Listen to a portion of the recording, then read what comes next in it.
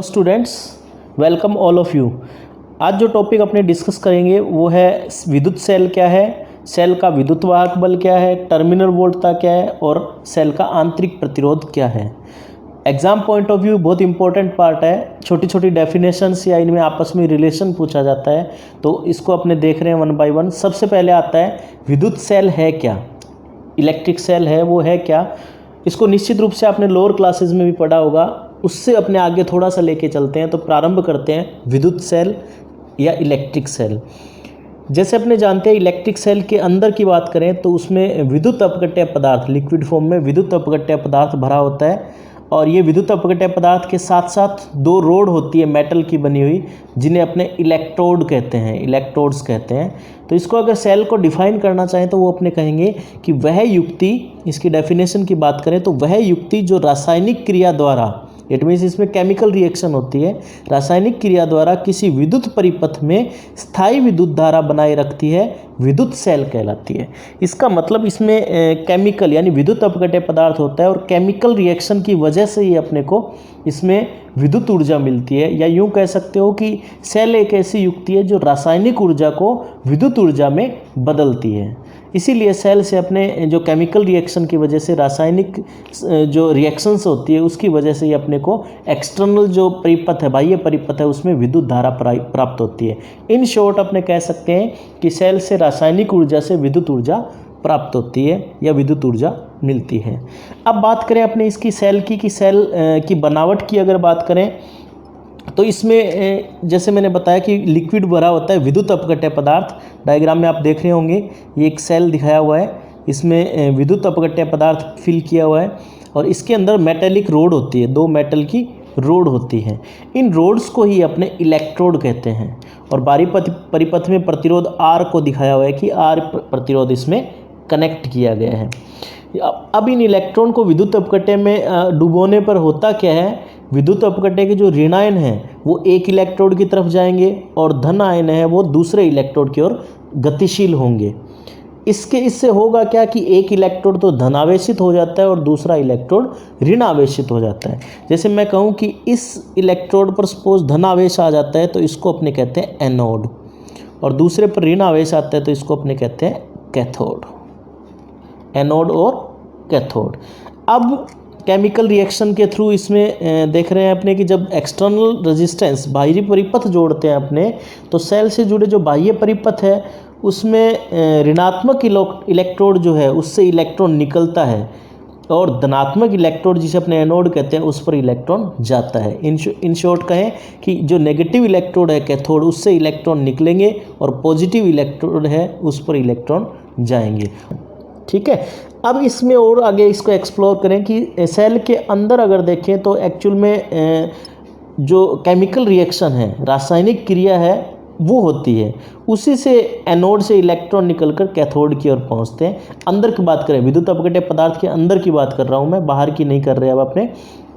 ये विद्युत अपघट्य पदार्थ है, इसमें बात कर रहे हैं अपने। तो इसमें इलेक्ट्रॉन कहाँ बताया आप लोगों ने कि एक पार्ट से इससे निकलकर इस तरफ जाएंगे।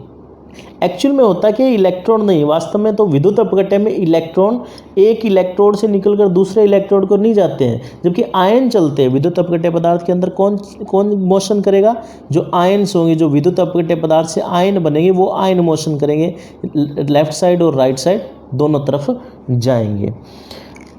ठीक है। तो इसी के आधार पर अपने कह सकते हैं कि परिपथ जैसे ही पूरा होगा, सर्किट पूरा होगा, आयन्स यहाँ तक मोशन करेंगे, नेगेटिव पॉजिटिव इस तरफ मोशन करेंगे। जैसे ही सर्किट कंप्लीट होगा इसमें विद्युत धारा का प्रवाह शुरू हो जाता है, या यूँ कहें कि बाहरी परिपथ में धारा बहना शुरू हो जाते हैं। और जैसे ही बाहरी परिपथ में मान लो या कुंजी लगी हुई है, कुंजी को ऑफ कर देते हैं अपने, डिस्कनेक्ट कर देते हैं इसको, तो धारा प्रवाह बंद हो जाता है। तो ये आता है अपने पास सेल के बारे में। अगर शॉर्ट में देखें कि सेल, विद्युत सेल है क्या, तो अपने इसको डिफाइन दोबारा से डेफिनेशन देखें कि एक ऐसी युक्ति जो रासायनिक क्रिया द्वारा किसी विद्युत परिपथ में स्थायी विद्युत धारा बनाए रखती है, उसको अपने विद्युत सेल कहते हैं। या आप कह सकते हो कि रासायनिक ऊर्जा को ये विद्युत ऊर्जा में कन्वर्ट करती है। अब यहाँ दो तीन चीज़ें आती हैं, इंपॉर्टेंट डेफिनेशंस आती है। सबसे पहले आती है अपने पास विद्युत वाहक बल है क्या, इसको अपने देखते हैं कि विद्युत वाहक। स्टूडेंट्स, अब अपने देखते हैं किसी सेल का विद्युत वाहक बल क्या होता है, साथ ही साथ टर्मिनल वोल्टता क्या होती है। सबसे पहले देखें कि विद्युत वाहक बल है क्या। इसका नाम अगर आप देखो तो विद्युत वाहक बल, यहाँ से आपको लग रहा होगा कि ये एक्चुअल में कहीं ना कहीं बल है, जबकि ऐसा नहीं है। ये ध्यान रखें, ये बल नहीं है, ये एक तरह से आप कह सकते हो कि विभवांतर की फॉर्म ही है। विभवांतर जैसे होता है, विभव का अंतर पहले अपने देख चुके हैं, ये विभवांतर ही है। इन शॉर्ट अगर अपने देखें तो ये विभवांतर का ही रूप है। इसका नाम विद्युत वाहक बल किसी पहले के कारणों से पड़ा होगा, जब इसकी पूरी तरह से खोज नहीं हुई थी उस समय इसका नाम पड़ा था और वो आज तक वही नाम चल रहा है। एक्चुअल में ये बल से इसका कोई लेना देना नहीं है, ये एक्चुअल में विभवांतर की ही फॉर्म है, लेकिन इसका एग्जैक्ट नाम कहेंगे विद्युत वाहक बल, इलेक्ट्रोमोटिव फोर्स। लेकिन ये बल नहीं है। जैसे विभवांतर का मात्रक वोल्ट होता है, उसी प्रकार इसका मात्रक भी, विद्युत वाहक बल का मात्रक भी वोल्ट होता है। पहली चीज़ तो ये ध्यान रखें आप। अब इसको डिफाइन करते हैं। मैं बहुत ही आसान तरीके से आपको एक्सप्लेन करके बताता हूँ कि मान लो ये सेल है, आपने क्या किया, ये पॉजिटिव टर्मिनल, ये नेगेटिव टर्मिनल, यानी कि विभव है, दोनों तरफ विभव का अंतर है, विभवांतर। आपने भारी परिपथ से कोई धारा नहीं बह रही है, यानी भारी परिपथ कुछ भी नहीं जोड़ा है आपने। इसको दो तरीके से बताऊंगा, बड़े आसानी से समझ आएगा आपको। अब आपने विभवांतर नापने के लिए इसके सिरों पर यहाँ वोल्ट मीटर लगा दिया। एक्चुअल में वोल्ट मीटर है वो बहुत ही अच्छे तरीके से किसी भी विभवांतर को नहीं नाप पाता है, पूरी शुद्धता से नहीं नापता है। अपने पूरी शुद्धता से नापने के लिए विभव मापी पोटेंशियोमीटर का यूज़ किया जाता है। विभव मापी है वो पूर्ण शुद्धता से विभवांतर को मापता है। लेकिन यहाँ आपने मान के चलते हैं कि वोल्ट मीटर ले लिया नापने के लिए, ऑलमोस्ट सही नापने के लिए अपने वोल्ट मीटर ले लिया। तो यहाँ देखिए, आपने एक सेल लिया और उसके ऊपर वोल्ट मीटर लगा दिया विभवांतर नापने के लिए। तो ये जो वोल्ट मीटर रीडिंग देगा, उसी रीडिंग को अपने कहेंगे विद्युत वाहक बल। डेफिनेशन पे बाद में आऊँगा मैं, पहले आप समझें इसको। विद्युत वाहक बल, इसको स्मॉल ई से कैपिटल ई से, या तो कैपिटल ई से शो कर देते हैं, या कई जगह स्मॉल ई से भी इसको डिनोट किया जाता है। विद्युत वाहक बल को कैपिटल ई से या स्मॉल ई दोनों से डिनोट किया जाता है। इन शॉर्ट अपनों ने क्या कहा था कि सेल के सिरों पर उत्पन्न विभवांतर जब सेल से बाह्य परिपथ में धारा न ली जाए। अब इसको एक तरीके से और देखें कि सपोज आपने यहाँ एक रेजिस्टेंस कनेक्ट कर दिया और यहाँ पे कुंजी है, की है, ये रेजिस्टेंस है। अब देखिए, सबसे पहले कुंजी ऑफ है। ऑफ का मतलब क्या हुआ, इस बाह्य परिपथ में धारा प्रवाहित नहीं हो रही है। क्लियर है, इस कुंजी को ऑन ही नहीं किया आपने। ऑन नहीं किया, इसका मतलब क्या हुआ कि ये नीचे वाला परिपथ काम में ही नहीं आ रहा है।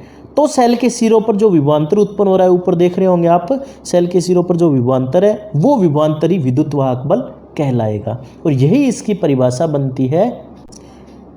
इसकी डेफिनेशन यही है कि सेल के सिरों पर उत्पन्न विभवांतर जब सेल से बाह्य परिपथ में विद्युत धारा नहीं ली जा रही है, विद्युत वाहक बल कहलाता है। क्या मतलब हुआ, इसको आसान शब्दों में समझें कि आपने परिपथ तो कनेक्ट किया है, लेकिन इस कुंजी को ऑन नहीं किया है। कुंजी ऑन नहीं की है, यानी कुंजी किस कंडीशन में है, ऑफ की स्थिति में है। कुंजी ऑफ है, इसका मतलब क्या हुआ, इसमें धारा प्रवाहित नहीं हो रही है इस सेल से, यानी इस सेल से बाहरी परिपथ में धारा नहीं ली जा रही है। तब सेल के सिरों पर जो विभवांतर उत्पन्न हो रहा है उसी को अपने कहते हैं विद्युत वाहक बल। आपने देखा होगा जो सेल आता है, जो घड़ियों में सेल डलता है, रेडियो में डलता है, उस पर लिखा होता है 1.5 वोल्ट। ठीक है, ये एक्चुअल में इसका क्या होता है, विद्युत वाहक बल ही होता है।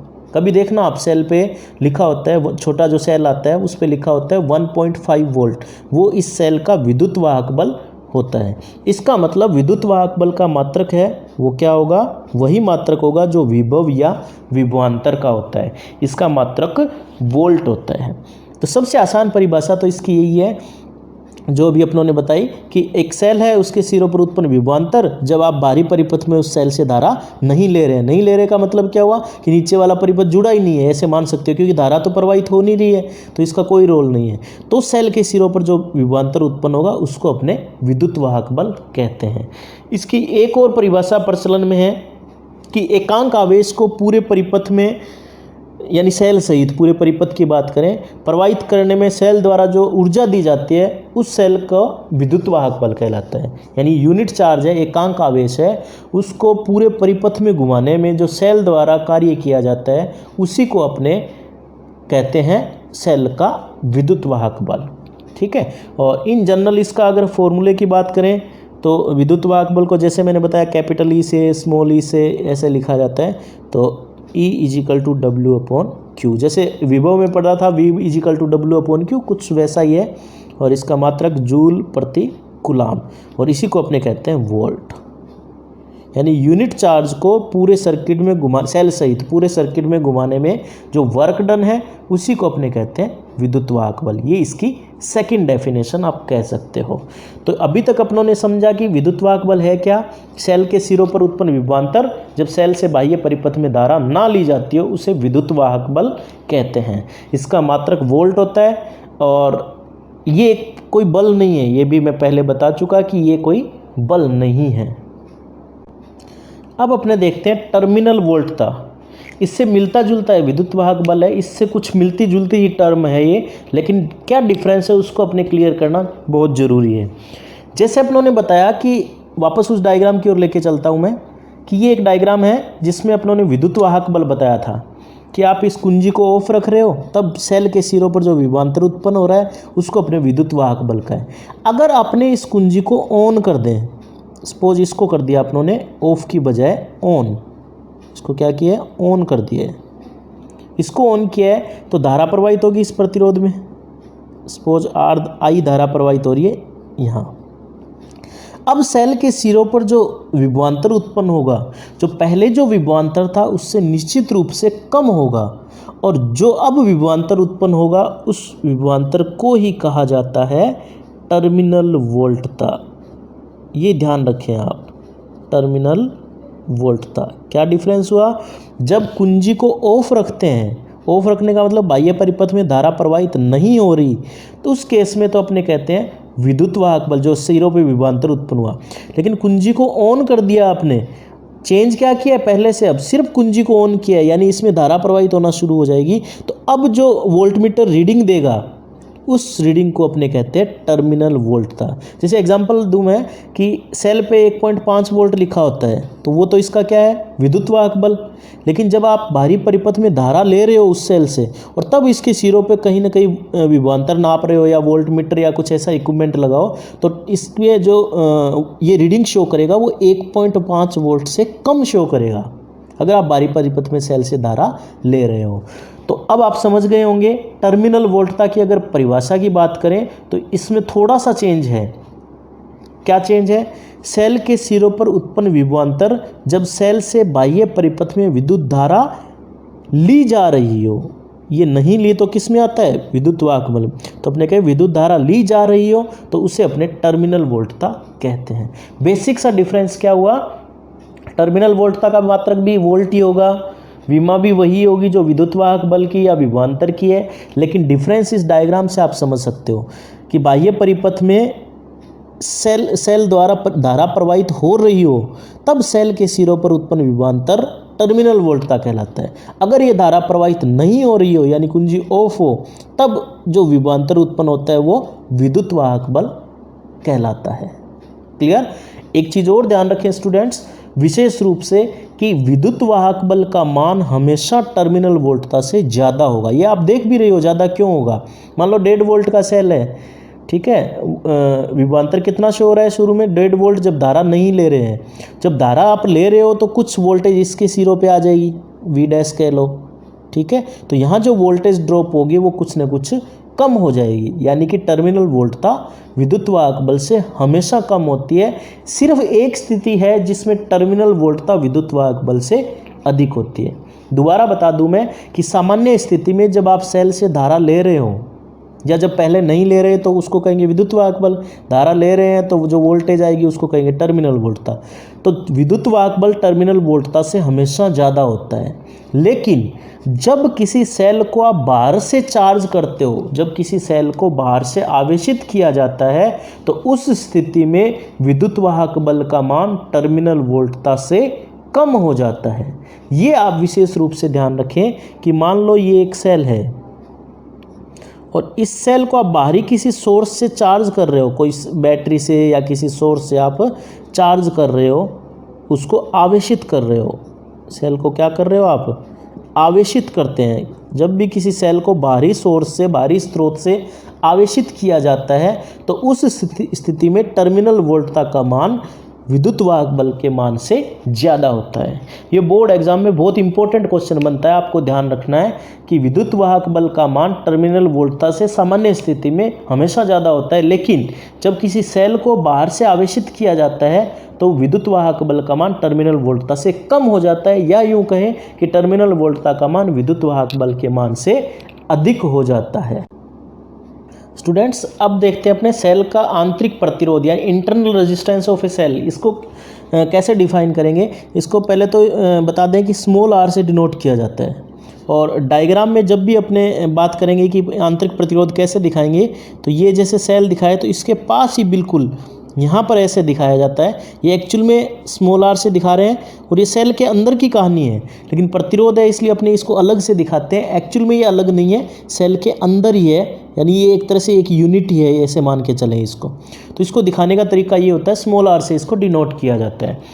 एक्चुअल में जैसे ही अपने परिपथ को कनेक्ट करते हैं, बाहरी परिपथ को कनेक्ट करते हैं, तो बाहरी परिपथ में अपने जानते हैं कि धारा का प्रवाह शुरू हो जाता है। धारा का प्रवाह हमेशा, जैसे अपने बात करें कि एनोड और कैथोड, बाहरी परिपथ में एनोड से यानी ए से सी की ओर, एनोड से कैथोड की ओर धारा का प्रवाह होता है। या यूं कह सकते हो दूसरे शब्दों में कि जैसे ही आपने तार को कनेक्ट किया है तो विद्युत धारा तार में सेल की धन प्लेट से ऋण प्लेट की ओर, जैसे मैंने बताया एनोड से कैथोड की ओर, और सेल के अंदर इसका ऑपोजिट होता है, जो विद्युत अपकटे भरा हुआ है उसमें कैथोड से एनोड की तरफ फ्लो होता है, और ये साइकिल चलता रहता है। अब होता क्या है, जब धारा का प्रवाह होता है तो ये इलेक्ट्रोलाइट यानी विद्युत अपघट्य हैं, जो मैंने पूर्व में भी बताया था कि विद्युत अपघट्य भरा होता है। ये विद्युत अपघट्य के कारण धारा के रास्ते में बाधा उत्पन्न होती है, और या यूँ कहें कि धारा के रास्ते में अवरोध उत्पन्न होता है, और यही अवरोध सेल का आंतरिक प्रतिरोध कहलाता है। तो इसको डिफाइन किया गया है कि सेल में प्रयुक्त विद्युत अपघट्य द्वारा विद्युत धारा के प्रवाह में उत्पन्न अवरोध या बाधा सेल का आंतरिक प्रतिरोध कहलाता है। इसके लिए कि आंतरिक प्रतिरोध किन किन फैक्टर्स पर डिपेंड करता है, एक चीज़ और याद रखें कि जो कोई भी आइडियल सेल है, आदर्श सेल की, आदर्श बैटरी की बात करें तो उसका आंतरिक प्रतिरोध हमेशा 0 होता है, लेकिन एक्चुअल में कोई भी आदर्श सेल नहीं होता, इसलिए आंतरिक प्रतिरोध कुछ न कुछ किसी भी सेल का आंतरिक प्रतिरोध जरूर होता है। कई बार ये क्वेश्चन भी पूछा जाता है कि आंतरिक प्रतिरोध किन फैक्टर्स पर डिपेंड करता है, तो इसके लिए आपको एक फॉर्मूला याद रखना है। इन शॉर्ट याद रखने के लिए एग्जाम में ये फॉर्मूला नहीं लिखें, लेकिन याद रख सकते हो इससे आप कई फैक्टर कि R is proportional to CID upon AT। फिर बता दूं एग्ज़ाम में आपको नहीं लिखना है, लेकिन इसके आधार पर कुछ फैक्टर्स याद हो जाएंगे। जैसे R है आंतरिक प्रतिरोध, ये समानुपाती का निशान। अब यहाँ 1 बाय 1 देखो, सबसे पहला आता है C का मतलब है विद्युत अपघट्य जो पदार्थ है उसकी सांद्रता। पहले ये फैक्टर्स देख लेते हैं क्या। C यानी सांद्रता। I का मतलब है विद्युत धारा।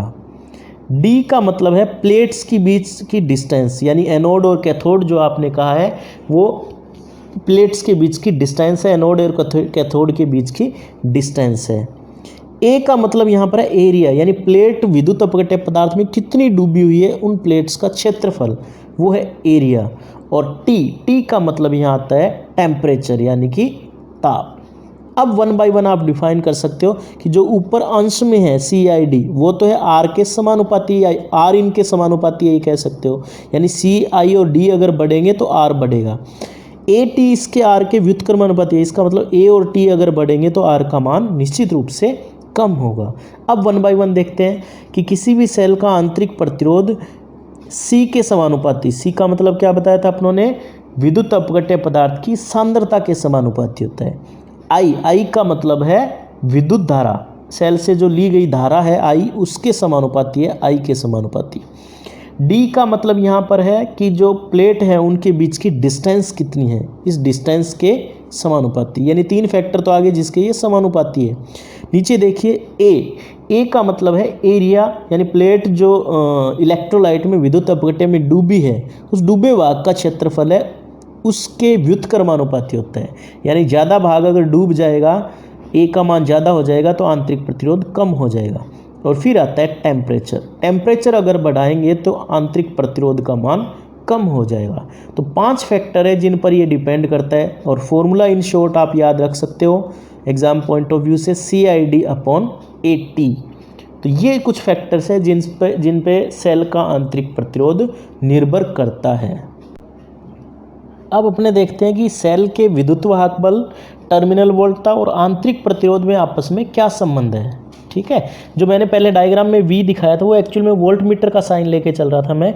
एक्चुअल में जो विद्युत वाहक बल दिखाने का तरीका होता है वो कैपिटल E से, स्मॉल e से, या इस तरह से अपने दिखा सकते हैं। ठीक है, और यहाँ V दिखाने का मतलब यहाँ ले रहे हैं अपने टर्मिनल वोल्टता। डिफरेंस बता चुके अपने, जैसे इसमें बता रहे हैं कि सेल अगर अपने ये कुंजी ऑफ होती तो इसका विद्युत वाहक बल E, जैसे ही कुंजी को ऑन कर दिया है तो अब इसके सिरों पर जो विभवांतर आ रहा है वो टर्मिनल वोल्टता हो गया, और उसको अपनों ने V से दिखाया है। तो यहाँ टर्मिनल वोल्टता है V और E है ये विद्युत वाहक बल है। क्लियर। तो और इसका इंटरनल रेजिस्टेंस है वो अपने ने डायग्राम में शो नहीं किया, लेकिन स्मॉल r है, अपने बता चुके हैं पहले। स्मॉल r इसका इंटरनल रेजिस्टेंस है, आंतरिक प्रतिरोध है। अब अपने कहें कि यदि सेल से धारा ली जा रही है, जैसा डायग्राम में आप देख रहे हो कि इसमें धारा अपने ले रहे हैं, तो क्या होगा, बंद परिपथ है नो डाउट ये। तो E-V, E का मतलब है विद्युत वाहक बल और V का मतलब यहाँ पर है टर्मिनल वोल्टता। इन दोनों का अंतर IR के इक्वल होगा। IR का मतलब हुआ, यहाँ स्मॉल r क्या ले रहे हैं अपने, स्मॉल r है सेल का आंतरिक प्रतिरोध, यानी सेल के आंतरिक प्रतिरोध पर विभव पतन। विभव पतन का मतलब सीधा है ओम के नियम में जैसे आप पढ़ते हो V/IR, तो यही विभव पतन है जो सेल के या किसी प्रतिरोध के सिरों पर उत्पन्न विभवांतर को ही अपने विभव पतन कह सकते हैं। तो इन दोनों का जो अंतर होगा वो आंतरिक प्रतिरोध के सिरों पर उत्पन्न विभव पतन है उसी के बराबर होगा। जहाँ पर I है सेल से अपने कितनी धारा प्राप्त कर रहे हैं वो है। अब यहाँ से अपने टर्मिनल वोल्टता को अगर निकालें, टर्मिनल वोल्टता एक्चुअल में है क्या, V को इधर ले जाएं, IR को इधर लाएं, तो ये बन जाता है अपने पास E-IR, ये बन जाती है टर्मिनल वोल्टता। ये V = E-IR। बट ओम का नियम अपने जानते हैं। ओम का नियम क्या कहता है, ओम का नियम ये कहता है कि अगर किसी प्रतिरोध R में I धारा प्रवाहित हो तो इसके सिरों पर उत्पन्न विभवांतर कितना हो जाएगा, V = IR। क्लियर। अब यहाँ पर इक्वेशन देखो, इस इक्वेशन को नंबर दे देते हैं अपने 1, इस इक्वेशन को नंबर दे देते हैं 2। तो ये क्या होंगे, दोनों इक्वल होंगे। इसके सिरों पर जो पोटेंशियल डिफरेंस है विभवांतर वो इसके इक्वल होगा, V के इक्वल होगा। V = IR और V = E-IR। तो यहाँ से देखिए अपने दोनों समीकरणों से E-IR कितना हो गया, is equal to I × R। E-IR IR। इसको अगर सोल्व करें थोड़ा सा, और अपने क्या निकालना चाह रहे हैं कि आपस में रिलेशन क्या है, स्मॉल r में, E में, V में, कैपिटल R में, इनमें रिलेशन फाइंड आउट कर रहे हैं। तो यहाँ से अपने अगर I को देखते हैं, E = IR + IR, इस IR को राइट साइड में ले गए। यहाँ से अपने देखें तो E = कितना आ जाएगा, पहले I फाइंड आउट करेंगे तो I कॉमन ले लेते हैं। I देखें तो R प्लस,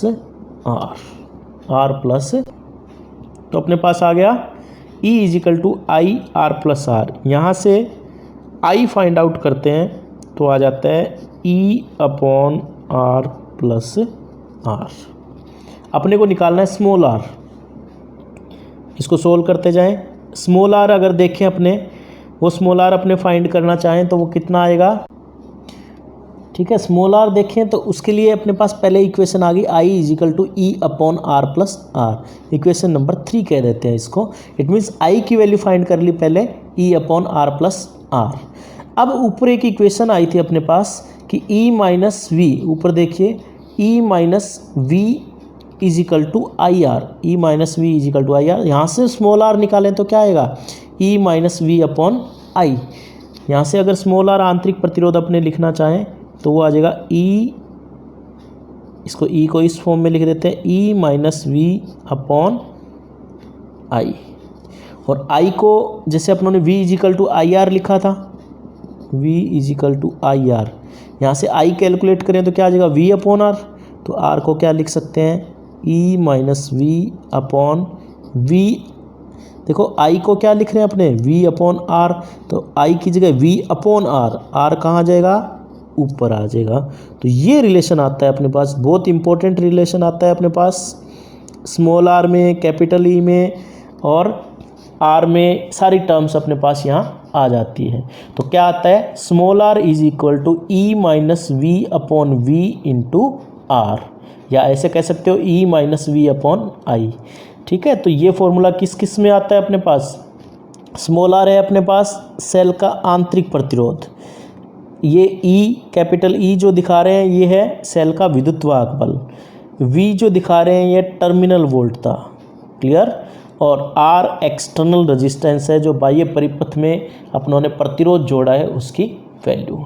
तो स्टूडेंट्स ये आता है अपने पास बहुत ही इंपॉर्टेंट रिलेशन सेल के विद्युत वाहक बल, टर्मिनल वोल्टता और आंतरिक प्रतिरोध में आपस में संबंध। तो बहुत ही इंपॉर्टेंट फॉर्मूला है। आई होप आपको ये अच्छे से समझ आया होगा। तो इस वीडियो को लाइक करें, शेयर करें और इस चैनल को ज़रूर सब्सक्राइब करें, और आपकी जो भी क्वेरीज़ है वो आप कमेंट बॉक्स में ज़रूर मेंशन करें। Thank you so much.